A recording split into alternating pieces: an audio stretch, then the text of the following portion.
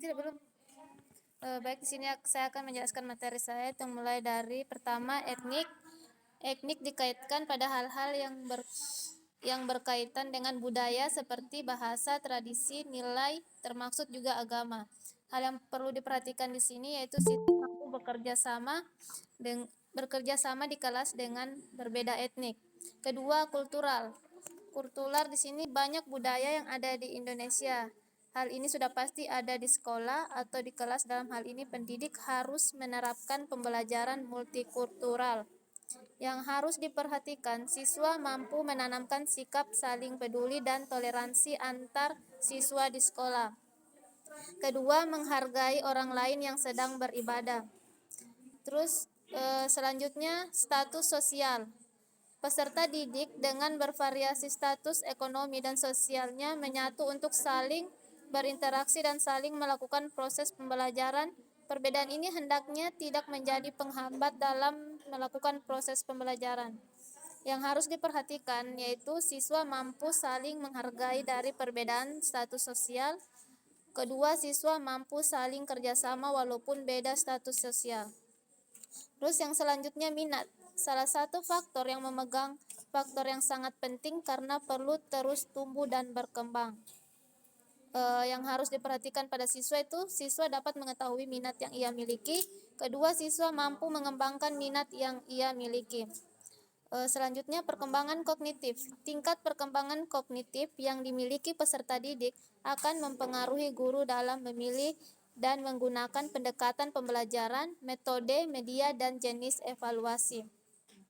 Hal yang harus diperhatikan yaitu siswa mampu mencerna pengetahuan secara baik. Kedua, siswa mampu memahami tugas yang diberikan oleh guru. Selanjutnya, kemampuan awal. Sini pengetahuan dan keterampilan yang harus dimiliki terlebih dahulu, maksudnya adalah pengetahuan atau keterampilan yang lebih rendah daripada yang akan dipelajari. Hal yang harus diperhatikan di sini yaitu mampu mengembangkan keterampilan yang ia miliki.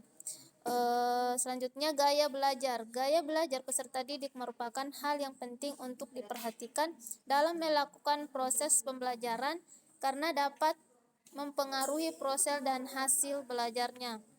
Hal yang perlu diperhatikan di sini, siswa dapat mengetahui gaya belajar yang ia miliki. Selanjutnya, motivasi. Motivasi timbul dalam diri individu itu sendiri, keinginan belajar yang tinggi, dan kadang motivasi itu muncul karena faktor dari luar dirinya sendiri. Hal yang perlu diperhatikan pada peserta didik, memiliki keinginan yang tinggi. Kedua, terlibat dalam proses pembelajaran. Ketiga, tidak mudah putus asa dalam melakukan sesuatu. Selanjutnya, perkembangan emosi. Emosi sangat berperan dalam membantu mempercepat atau justru memperlambat proses pembelajaran. Emosi juga berperan dalam memantau proses pembelajaran tersebut menyenangkan dan bermakna. Hal yang harus diperhatikan di sini, tidak menyalahkan atau menuduh orang lain tanpa bukti yang akurat, mengakui dan meminta maaf atas kesalahan yang dilakukan. Ketiga, dapat mengendalikan emosi dalam menghadapi masalah. Selanjutnya, perkembangan sosial. Perkembangan sosial peserta didik dapat diketahui atau dilihat dari tingkatan kemampuannya dalam berinteraksi dengan orang lain dan menjadi masyarakat di lingkungannya. Hal yang harus diperhatikan di sini, tidak membantu teman-teman yang membutuhkan pertolongan, mampu berteman dan bergaul dengan teman sebaya.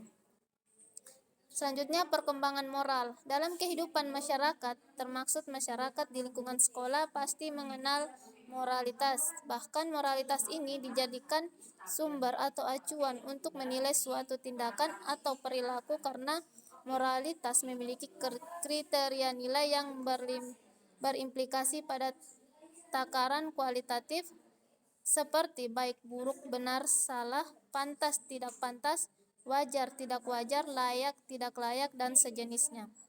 Hal yang harus diperhatikan di sini, tidak berkata-kata kasar dan takabur, bersikap 5S yaitu salam, senyum, sapa, sopan, dan santun.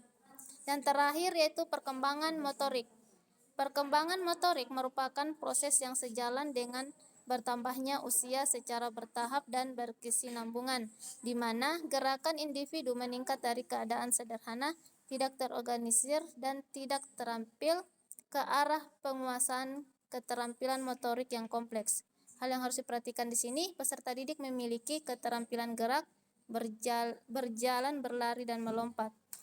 Terima kasih, itu presentasi dari saya. Mungkin ada dari teman-teman yang mau menanggapi, saya persilahkan. Baik, saya persilahkan kepada Misra.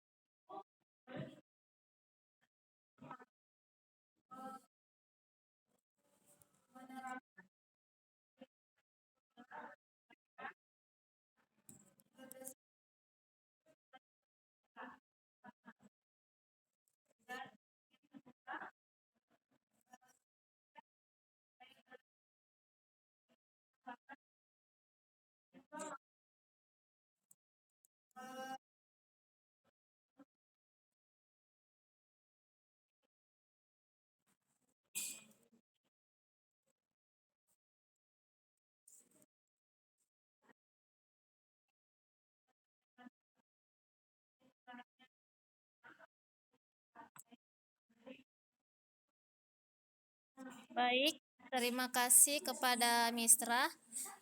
Berarti di sini yang saya perlu tambahkan di bagian etnik, yaitu siswa mampu menerapkan nilai-nilai Pancasila berdasarkan profil pelajar Pancasila. Terus yang kedua itu di gaya belajar.